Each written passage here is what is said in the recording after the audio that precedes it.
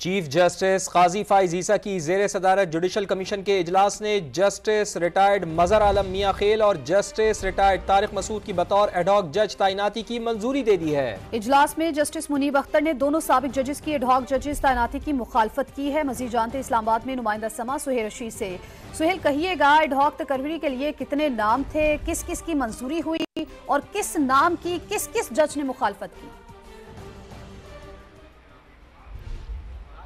देखिए, supreme court of Pakistan में ad hoc जजेस की तैनाती का पहला मरहला आज मुकम्मल हो गया है और उसमें जुडिशल कमीशन के इजलास में चीफ जस्टिस पाकिस्तान ने जो अपने नाम तजवीज़ किए थे उनमें से दो ने तो माजरत पहले कर ली थी। दो नाम आज कमीशन के सामने रखे गए थे, अगरचे उनमें से भी एक जस्टिस रिटायर्ड मजहर आलम मियां खेल आज माजरत कर चुके थे। इन दोनों नामों को पेश किया गया कमीशन के सामने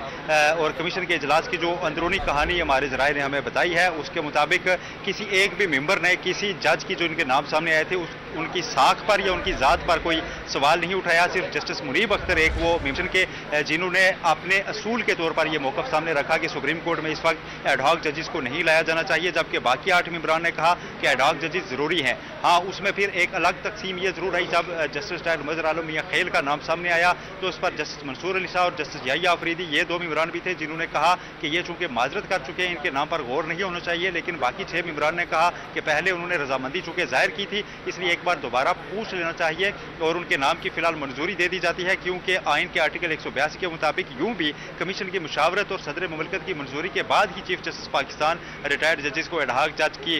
लिए जो ऑफर है बाज़ाब्ता तौर पर करते हैं तो उनसे दोबारा ऑफर में पूछ लिया जाएगा। जस्टिस रिटायर्ड सरदार तारिक मसूद उनके नाम की मंजूरी 8-1 से दी गई है, 8 मेंबरान ने उनके नाम की हिमायत की और जस्टिस मुनीब अख्तर ने सिर्फ एडहॉक जजेस के असूल की मुखालफत में उनके नाम की हिमायत नहीं की और जो 6-3 के वोट से तनासुब के साथ जस्टिस रिटायर्ड मजहर आलम मियां खेल उनके नाम की भी कमीशन ने मंजूरी दे दी है। दोनों नामों की अब बाज़ाब्ता तौर पर सदर मुमलकत से मंजूरी ली जाएगी, उसके बाद उनको बाज़ाब्ता तौर पर यह जॉब ऑफर की जाएगी चीफ जस्टिस पाकिस्तान की जानिब से और यूं एडहॉक जजेस की जो तकर्री है वो उसका अमल मुकम्मल होगा। सुप्रीम कोर्ट ऑफ पाकिस्तान में पहले 4 नाम तजवीज़ किए गए थे चीफ जस्टिस की जानिब से, जिसमें जस्टिस रिटायर्ड मकबूल बाकर, जस्टिस रिटायर्ड मुशीर आलम भी शामिल थे, लेकिन दोनों साबिक जजेस ने अपनी ज़ाती वजूहात पर खतूत लिखकर कमीशन से माजरत की थी कि वो इस वक्त ये जिम्मेदारी नहीं ले सकते। बहुत शुक्रिया सुहेल, आप हमें अपडेट कर रहे थे।